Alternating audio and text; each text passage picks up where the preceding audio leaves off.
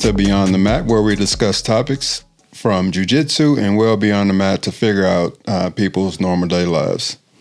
Today, we are joined by a good friend of mine, Professor Michael Bruner, owner and black belt at Gracie Baja Avondale. That's correct. That's correct. Thank you for joining me today. Thank you for having me, man. It's an honor I know to be here with you. the traffic was brutal getting over here. It is what it is, man. I'm just not used to it anymore. I used to drive all the time, but yeah, it was Thanksgiving traffic. Thanksgiving traffic. You just told me that you're waiting to see me win gold tomorrow. That's right. Yeah. Okay. All right. Yeah. All right. As long as there's nobody in my bracket, nobody from my school in your bracket.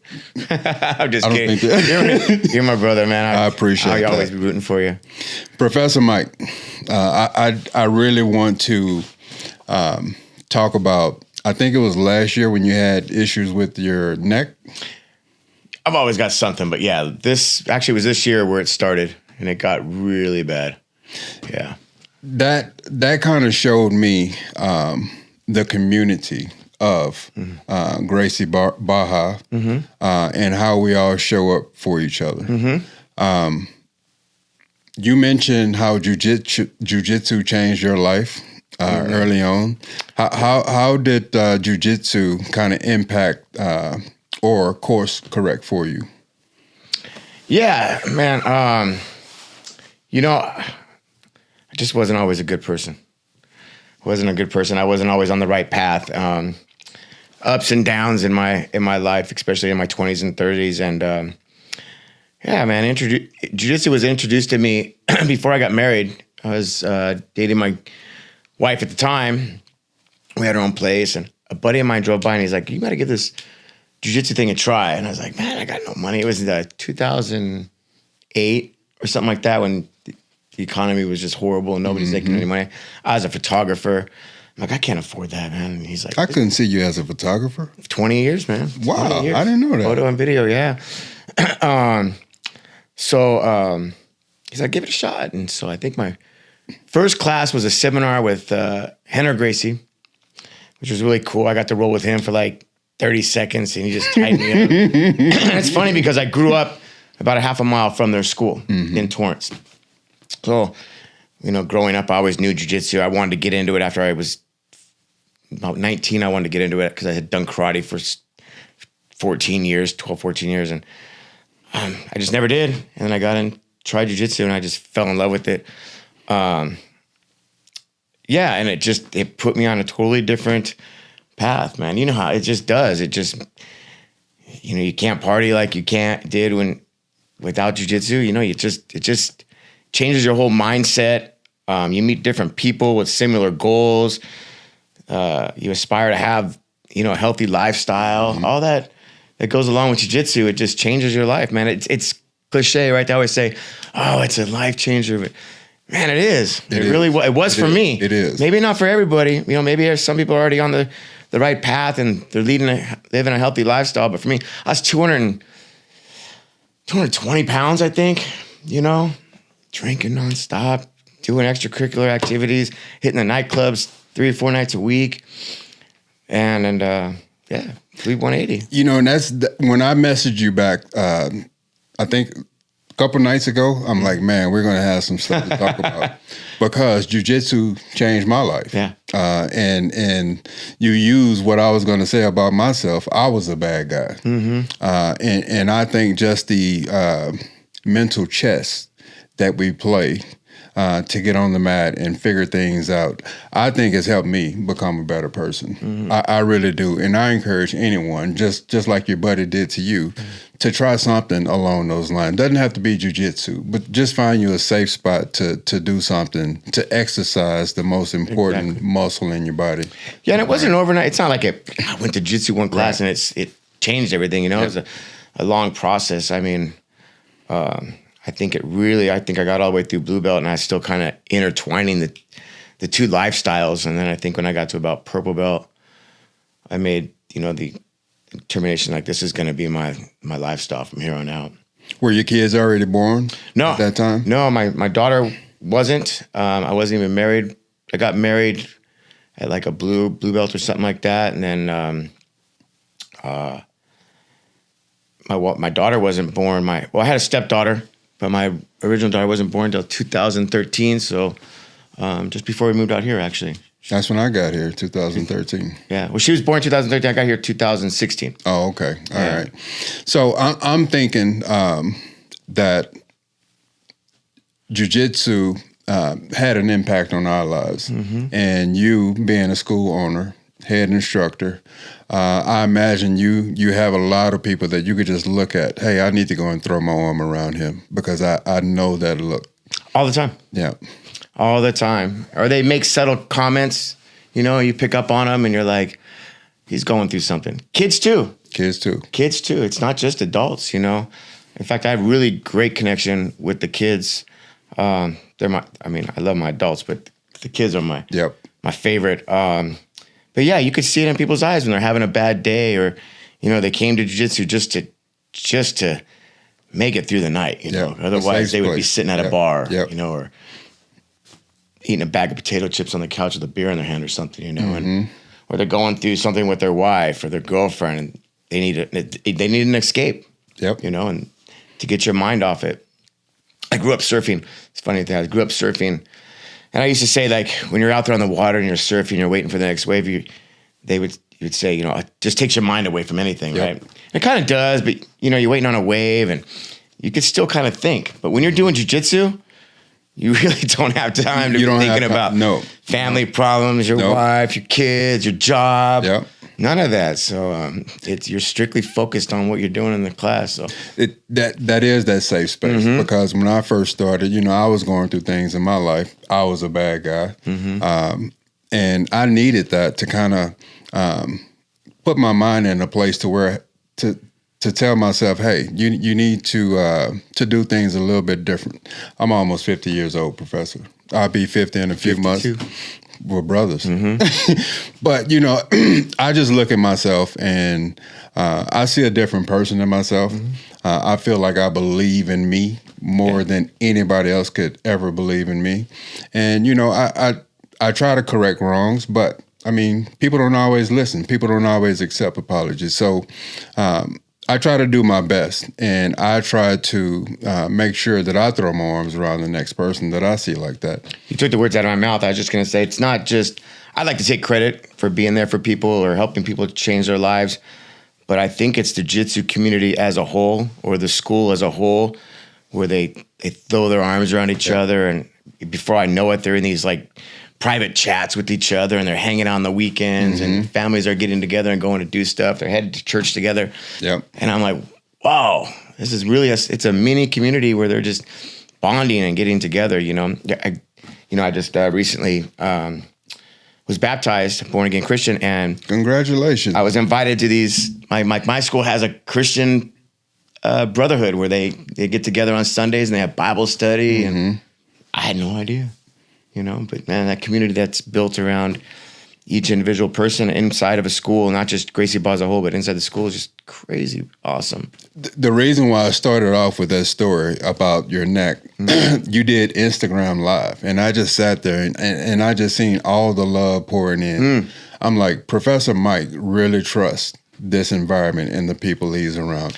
Yeah. And I don't spill a lot on social media either. I used to, and I've kind of held back, but I just felt like that was something, because it was traumatic for me, being in that much pain, and I wanted to just share my story, and I didn't think it was going to get the response that it got, but man, it was, phone calls are pouring in, and text messages, and it was pretty cool. It was really, really cool. I wish I could find that notebook that I wrote that in. I already knew that I was going to do this podcast. And I knew that I was going to have you on to ask you about that. Because I didn't know the meaning behind that. The way that you trust and the way that you look at how jiu-jitsu has had an impact on your life. But I knew that I wanted to ask that question. But I'm kind of getting bits and pieces as I go. As you can see, mainly Gracie Baja friends and family have been here on the other podcast. Support. Support. Everybody is supporting, and I love that out of us. It's been that way since the beginning. I'll tell you a quick story about me moving here. I moved here in 2016, like I said, as a brown belt. I just got my brown belt probably in, I think, February, and I moved here in June. and immediately started looking for a new academy because I came from a small Gracie University or Gracie Academy school in Central California, and I'm like, man, it's gonna be real hard to find a school like I was from. There was a family, real good brotherhood there too. Mm-hmm. And started trying different schools, and you go into a school as a brown belt, you get the side eye a lot. And you do some live training with some guys, and you can just tell they're putting you with their bulldogs. And I was already, mid 40s at the time. I just couldn't find it. I tried like 3 or 4 different ones, and I remember one day I was in Scottsdale, and let me look for something over here on this side, even though I'm not from that area. Mm-hmm. And Gracie Bob popped up, and I was like, oh, let me run in there. And it was like lunchtime. I ran in, and I had just missed the PD there. And the PD's wife was there. She's like, let me get your name and number. I'll have my husband call you back when he gets back. And it turned out, I didn't know at the time. I didn't even know who was running the school at the time, It was Flavio's brother. And, hey, brother, you need to come on in, man. He was full of energy. Come in tonight, man. We want to have you on the mat. And I was like, oh, cool, let's go. So I'll go check it out. So I went and had a class, and it was completely opposite of everything else I had felt from every other school. I felt like I'd been there for years. Yep. Diogo was just the most professional, welcoming person ever. Andre was the same way. And the class was over, and I'm like, sign me up. Yep. Sign me up. What made you want to open or own your own school? Yeah, that's a funny story too. Not funny, actually, but we're going through a process right now called ICP, where all the instructors get certified to be instructors. And I remember the first year that I did it, I was still a brown belt. I was helping coach over in Peoria, kind of Peoria and North Phoenix. And I went through the training, and I was like, wait a minute. So there's an opportunity for me to actually be a school owner? I had no idea. Yeah. And it was that program. It was that program that inspired me, and I'm like, I could do this. And then it was shortly after that Zuza and Dan told me I was getting my black belt. And again, I didn't think it was even possible, to be honest. And I had a few meetings. I sat down with Dave, and we went over some stuff. And then I thought, okay, it's really not going to happen. It's not cheap to open a school, and it's a lot of responsibility. And I had a job and family. I couldn't let any of that go. And my brother convinced me. He's like, man, you could do this. Yep. We're going to, one way or another, we'll make it happen. And here we are. And I opened the school at the worst possible time ever, but... Well, I mean, you're still here. We're still here. We're still here. Do you have plans on opening another school? Of course. Yeah, I've got Professor Josh is with me. I want to get a school open for him, help him out, get him on a path of owning his own school. And as my school grows, I'm going to have potential black belts that are going to want to have another school too, and I see myself helping them out. I'd also like to be able to have a school in another state so I could travel a little bit, Yep. There's always, yeah. We talked about that before. We've talked about that. I mean, you have given me some great information, and just like you, I've sat down and talked to Professor Dave as well. So, I'm excited about, what's gonna come from my goals. Yeah. I definitely think I'm nowhere near black belt, so I know, I'll be student and maybe coach, but just to put something somewhere where it's needed will be a huge accomplishment for me. Yeah. If I could just put a building in a place to where people that feel like me, people that look like me, go in and try something and find out what jiu-jitsu for everyone means. Master Carlos, he says it, jiu-jitsu builds stronger communities. Oh, yeah. Right? 100%. And I definitely believe that if you walk inside those doors and you just sit down for one class, you don't have to be on the mat. Just look around. You'll see. You feel it. Exactly. You feel it. Brotherhood right away. Yeah. It's a good feeling. And I see, I know the goals for Gracie Barra as a whole, what they have in mind, and I don't see us missing those goals by any means. But yeah, I think it would be really cool to open a school. See, I opened a school where Phoenix is already kind of being Gracie Barra was very well established here when I opened my school, but to be able to go to a community like you're looking at doing where there's no jiu-jitsu anywhere. That would be really cool. It's all about giving somebody an opportunity. Yeah. You know what I mean? Yeah. If that would be really if we could get people in front of, great people like you and other professors, around the valley, wherever, I think that it would change a lot of people's lives. I tell people all the time, I look at those kids and I'm like, man, I wish I would have started doing jiu-jitsu when I was their age. I think I would be a much different person. Yeah. For sure. The world would be a different place. If every kid started jiu-jitsu at a young age. Yeah. 100%. Professor, do you ever think that you will be back in the mode to compete again? Yeah, I'm not against competing at all. Well, I know you had some neck issues. Yeah, I don't not compete because of injuries, or I just can't stay consistent on my training because it always seems like I'm hurting something. And for me, the reason I was never a great competitor, to be 100%. I love competing, but mediocre at best. I won some medals, but my favorite part about competing is the training. I love getting ready for competition. Hitting those comp classes 4 days a week, going to the gym, hitting the gym every day, running every day, cutting the weight. Everything about training for a fight, I love, So that's why I'd like to get back into competition. But when you have a school and you have 70 students showing up, I never understood this. I'll go back a little bit. My old professor, we'd do competitions and we'd always have to travel because we were in a small community. And he would say, it's a lot. It drains you to coach kids and adults for a tournament. And I was like, you know what, whatever. Now I do it and I'm like, got 70 people competing. It's tough, But yeah, I would love to do it again. I've done it a few times. I did those super fights with Dave, back when COVID was kind of wrapping up. Do you think they'll ever bring that back? That seemed like a fun format. It was fun. Yeah, I don't know. Now we've got CompNet. Yeah. We've got CompNet and we've got these super fights. They're pretty much super fights at the CompNets, Tomorrow's tournament is going to be really interesting with the Pro Division. Even Pro Division for blues, purples, browns. Really? Mm-hmm.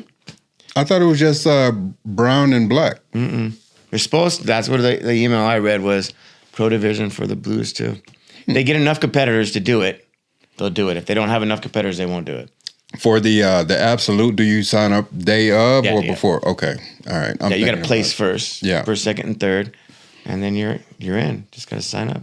You make a great point about coaching and then competing.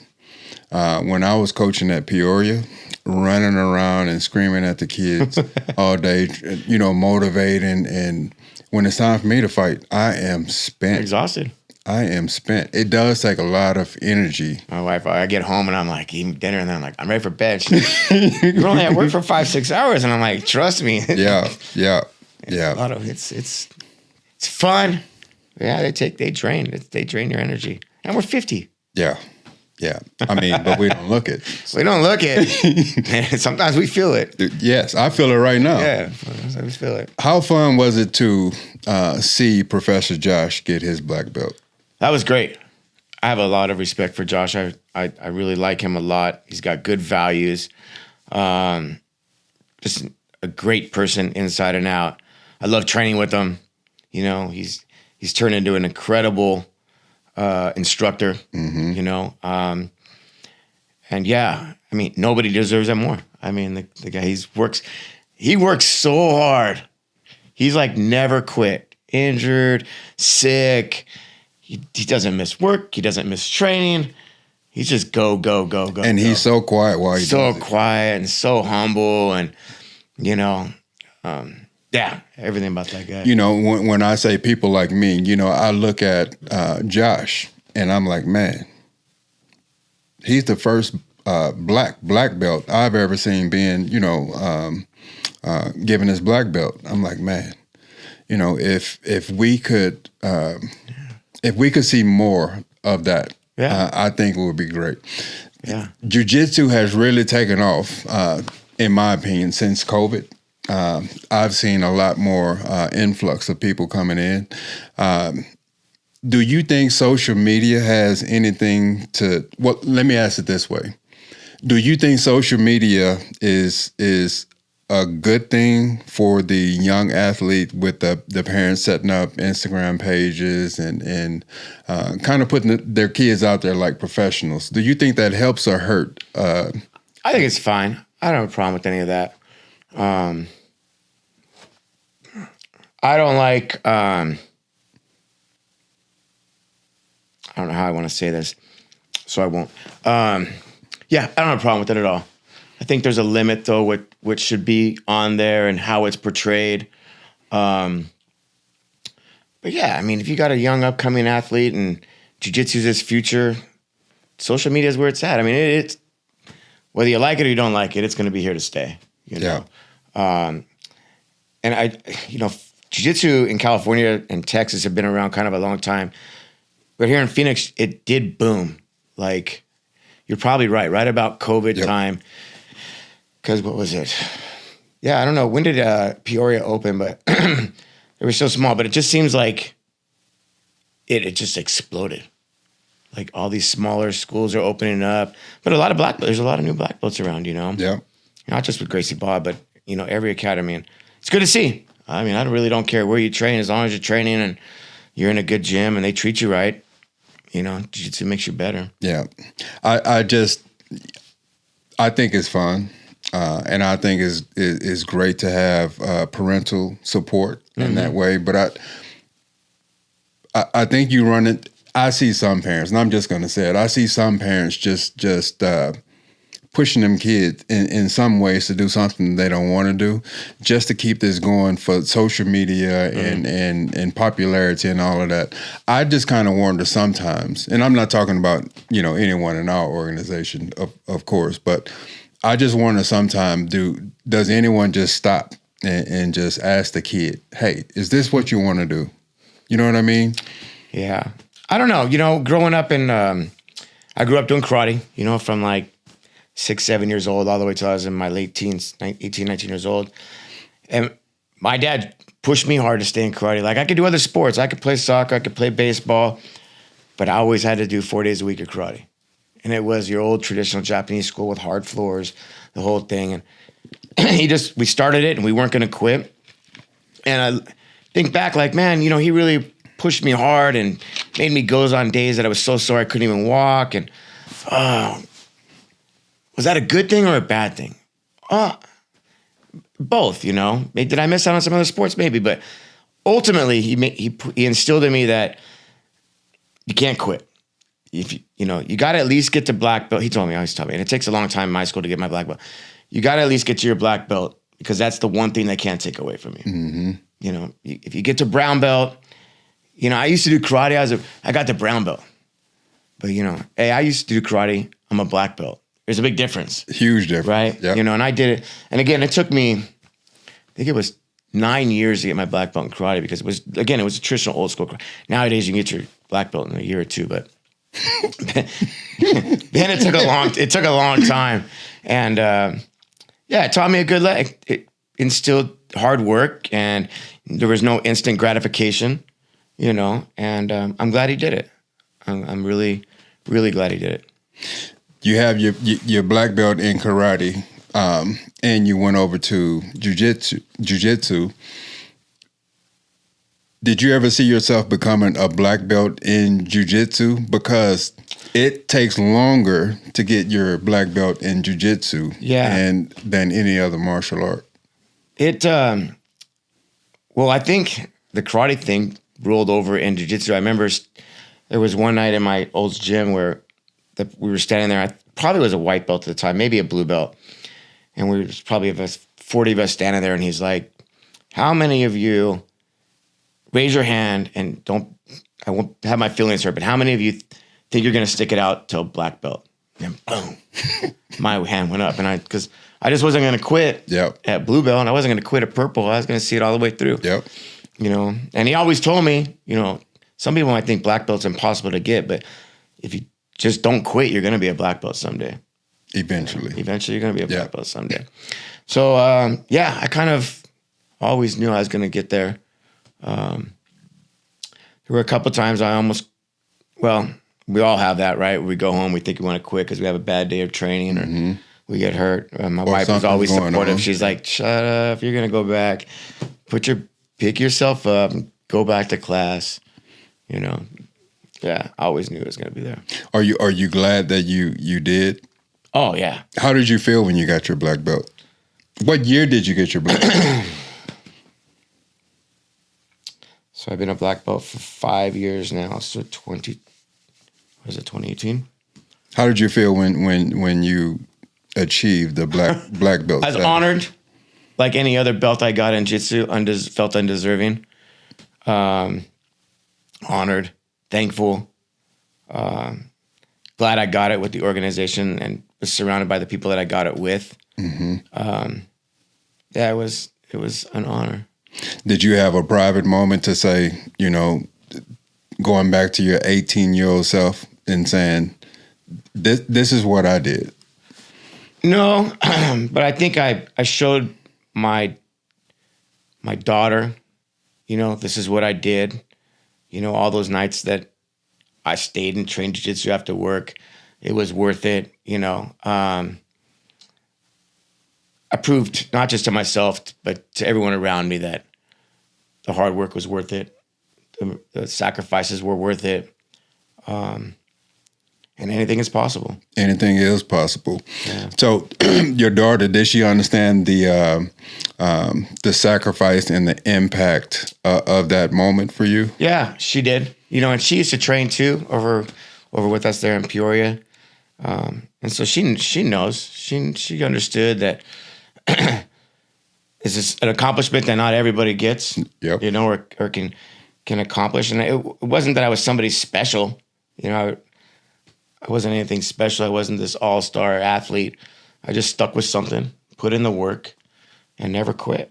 Well, don't slight that accomplishment because, I mean, you have to be somebody. Yeah. I mean, I worked hard. Yeah. I know jiu-jitsu. Yeah. I'm efficient at it. I know you know it. I'm pretty humble in that area. You know, I'm pretty efficient at it. But it was more than that. It's the discipline it took to get there and the non-quitting attitude it took to get there and overcoming every obstacle that came my way to get there. That was the best part of it. Looking back, when you were being a bad guy, you know, you spoke about, you know, the glue to your family and you could have lost everything. Do you think that jiu-jitsu was the reason that you were able to get everything correct? Yeah, I think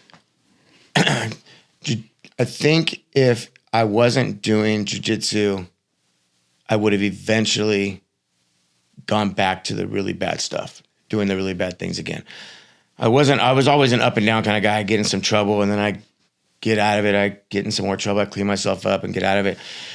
And it was a vicious cycle for 20 years. And I think jiu-jitsu and my wife broke that cycle, you know. It was a choice that had to be made, and you can't just continue to do both. Right. Well, I think that you made the right decision. I think so. Your daughters, absolutely an example for them. What are they like? What do they like to do?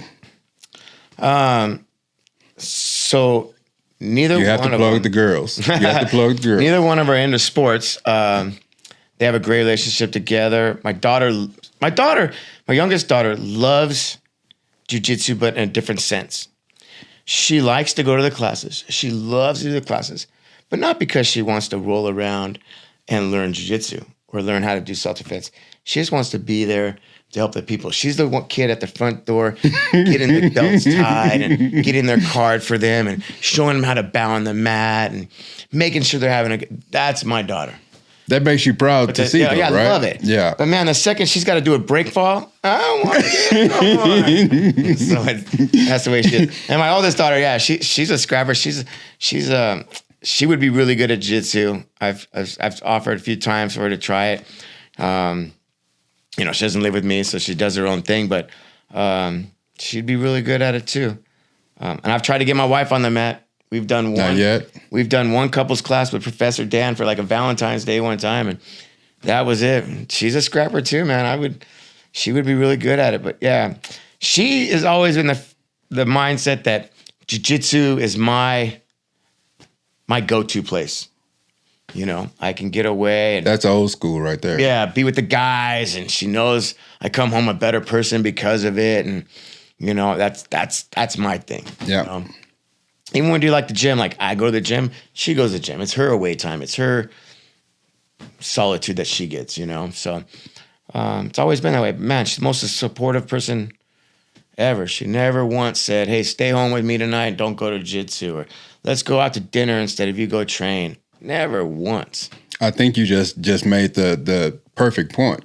You go to jiu-jitsu and you come back home a better person. Always. That's love. And she knows how to make her husband a better person. Yeah.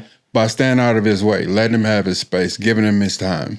And it's unfortunate because that's hard to find. It is. You know, a lot of, well, it's crazy too, but a lot of relationships end because they don't give that freedom, right?